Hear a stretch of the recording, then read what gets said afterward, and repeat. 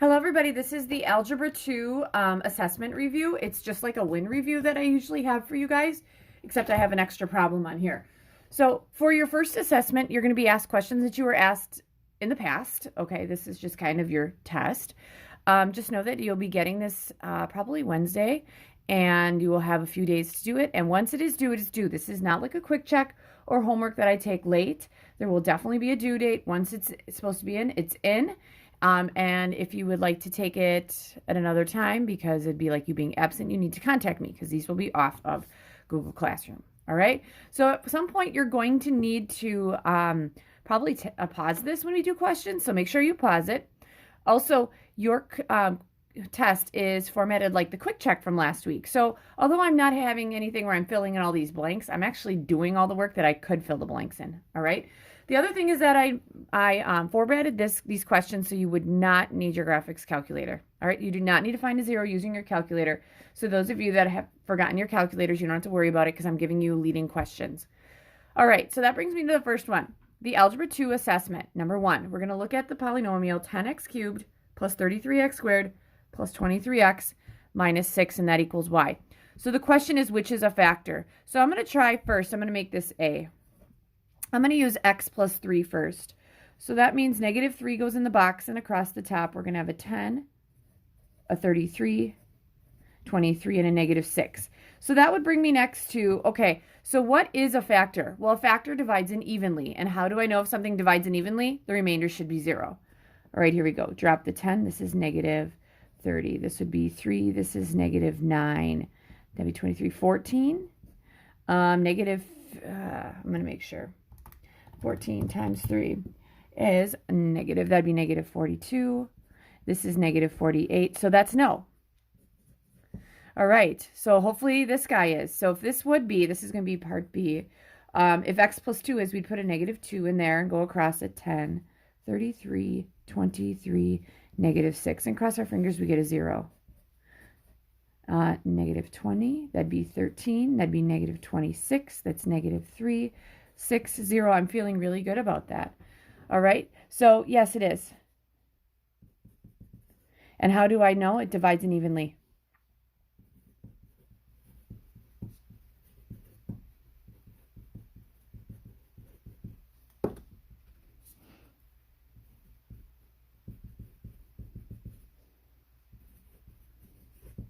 All right. And we know that it's evenly there. So what we have left here, you guys, is remainder constant x squared. We have 10x squared plus 13x minus 3. Okay. Use this to find all the zeros. That's another question. And how many should you have? So looking up here, if I see this, if I actually factored this all out, so far I have one factor. It'd be the x plus 2 because that divides out evenly, right? But I could actually have 3 factors because I'd have 1, 2, 3. So I'd have x's here, and obviously I'd have to make a 10 somewhere. But how many could I have? 3, and that's because the degree is 3. Now, could I have less? Yeah. Could I have more? Absolutely not. Okay, so now we're going to find the zeros. So the zeros that I have, so far I have x equals negative 2. That's one of my zeros because it came from the factor of x plus 2. All right, then I take what's left over, the x squared plus 13x minus 3 equals 0, and I'm going to try to factor this guy. 10x squared is probably going to be a 5x and a 2x. 3 has to be 3 and 1. My outside and inside has to make a 13x. On the outside, I have a 15x. On the inside, I have a 2x. 15x minus 2x does give me 13x. So I'm going to go with, I'm just making sure I have all this stuff here. I'm going to go with a negative 1 here plus, and then we go 5x minus 1 equals 0, and 2x plus 3 equals 0. Add 1. So x would equal, that would give me 1/5. And here subtract 3.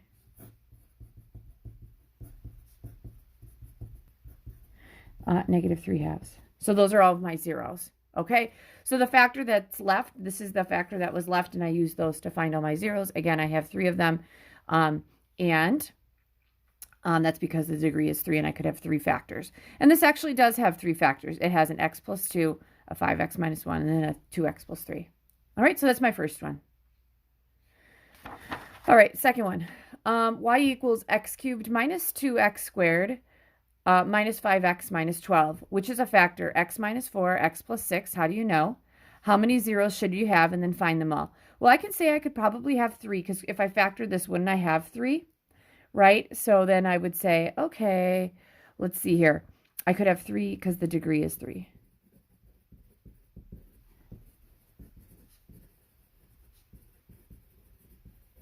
All right, so I'm basically doing the same problem. So let's do this, make this part A.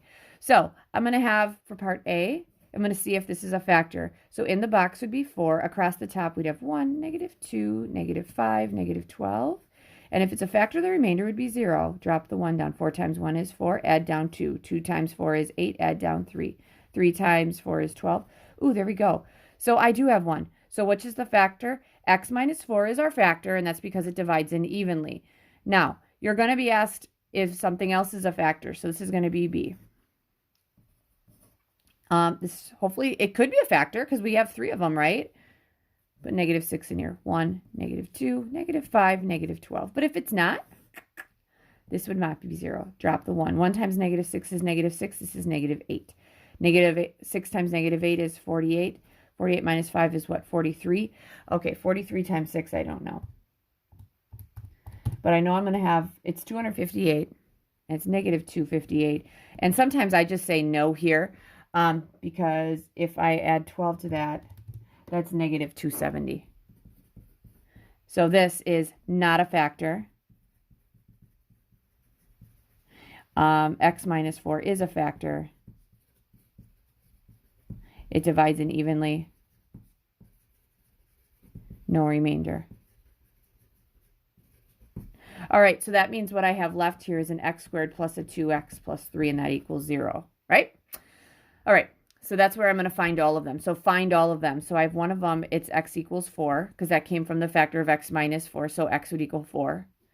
All right, and then I'm going to find the other 2 from this. X squared plus 2x plus 3 equals 0. So if I factor this one, I'd have x and x. Factors of 3 are 3 and 1. That's it. Outside and inside has to be a 2x, you guys. And for the outside and inside to be 2x, I got a 3x and a 1x. So if I subtract that, I'm good to go. So then at this point, I'd ask you, okay, what's the problem?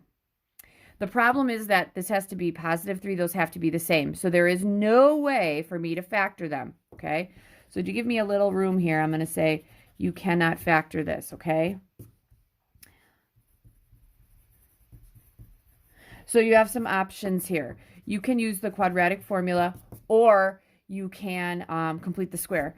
This one wouldn't be a bad one for completing the square because you have a 2 there. I'm totally fine with that. But here's what I'm going to use the quadratic formula. So I'm going to go with the opposite of b plus or minus the square root of b squared minus 4ac all over 2a. All right, that's what my x is going to be. So if I'm doing that over here, my a is 1, my b is 2, and my c is 3. So x is going to equal the opposite of b. The opposite of 2 is negative 2 plus or minus the square root of b squared. 2 squared is 4. Minus 4 times a times c. That'd be 1 times 3, which is 3. All over 2a. 2 times 1 is 2. X is going to equal negative 2 plus or minus. Okay, I know I have a 2 on the bottom. All right, in here, you guys, I'll grab a pen. This here is negative 12. 4 minus 12 is the square root of what? Negative 8. Okay. Ooh, I'm seeing a couple things here. Okay. First off, this negative is out as an imaginary. Okay. Then I'm going to go over here. The square root of 8. Isn't the square root of 8 equal to the square root of 4 times the square root of 2? Right? Isn't the square root of 4 2? And that'd be 2 square roots of 2. So this whole thing right here is going to be 2i times the square root of 2, because the negative is the imaginary, and then that 2 stays put. So this is going to change to x equals negative 2 plus or minus 2i times the square root of 2 all over 2. Well, can I divide 2's out of all this? X equals, this is going to be negative 1. You can still see that. Plus or minus I times the square root of 2. And if you want to put it over 1, you can. So find all of them. Okay, I kind of went off here, but the other ones are going to be negative 1 plus I times the square root of 2 and negative 1 minus I times the square root of 2.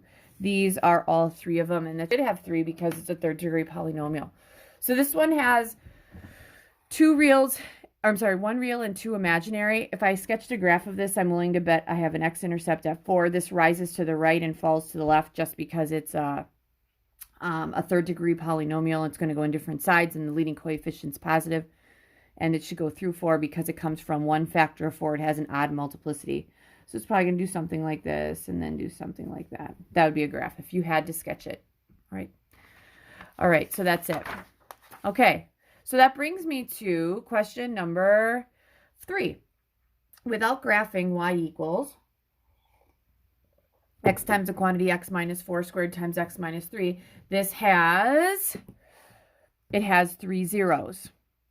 Those are x equals 0. That comes from this guy. X equals 4 comes from this guy. And x equals 3 comes from this guy. All right? At 0, 0, that's this one. Does it touch and turn or pass through? All right. So at 0, it has a multiplicity of 1. That's odd. So it's going to pass through. Why? Because it comes from a factor that has an odd multiplicity.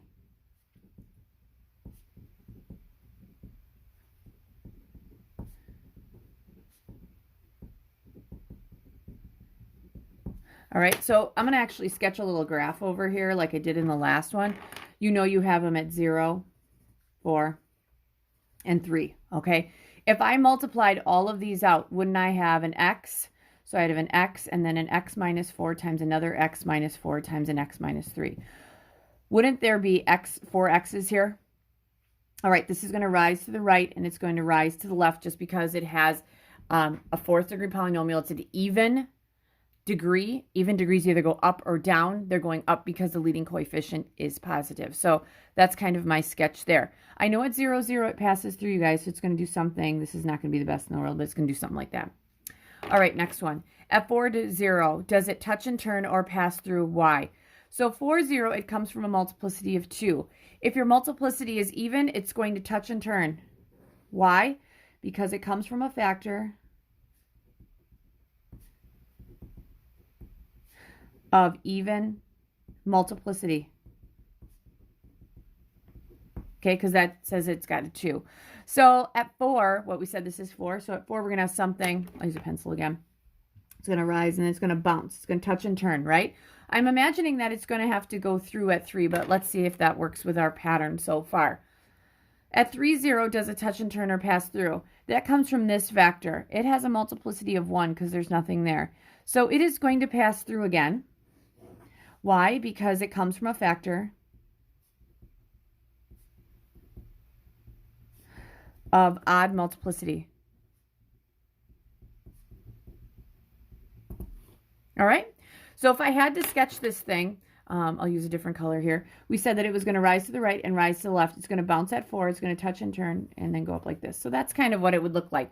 Could my minimum go farther down? Absolutely. But I'm not. I'm just sketching it. It looks like a funky W. But it touches and turns at 4 and then passes through at the other ones.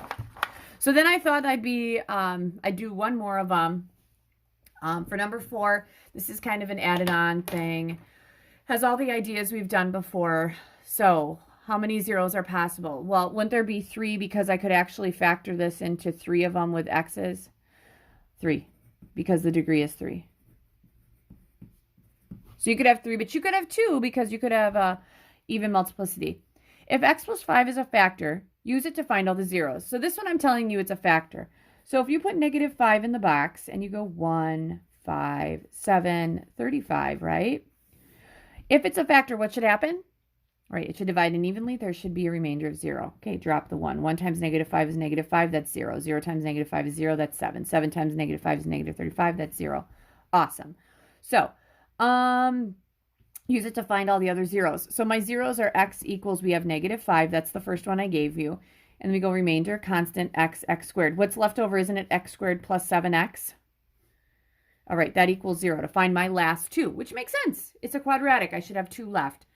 So can I factor that? No, I can't. So let's solve this. I could use the quadratic formula. I could maybe try completing the square, but this one, I think I can just isolate the x. Subtract 7. Take the square root. So x is going to equal plus or minus. Okay, again, This negative on the inside is brought out as an imaginary. Is there a square root of 7? No. Can you break it down like the 8 I did before? Absolutely not. There it is. So we have factors of x equals -5. Then I'm going to have I times the square root of 7 and negative I times the square root of 7. 1, 2, 3, third degree polynomial. All right. So those 4 questions will aid you in your test or your assessment at the end of the week. Just know it's going to be worth 10 points. All right. So study those up. If you have any questions, meet me for Google on Tuesday and even Wednesday. I think I'll have it out after Wednesday. Good luck.